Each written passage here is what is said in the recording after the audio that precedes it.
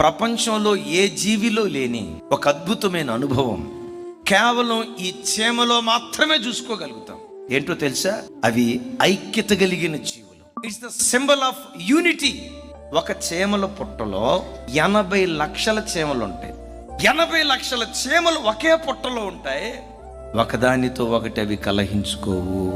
నీ ఇంట్లో 4-5 ఉన్నారు, మీ కుటుంబంలో ఐక్యత ఉందా?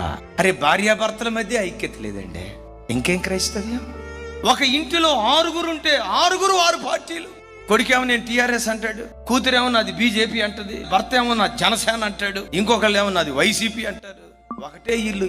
పార్టీలు అంటే ఆ పార్టీలు కాదు నేను చెప్పేది, ఒక్కొక్కడది ఒక్కొక్క గ్రూప్.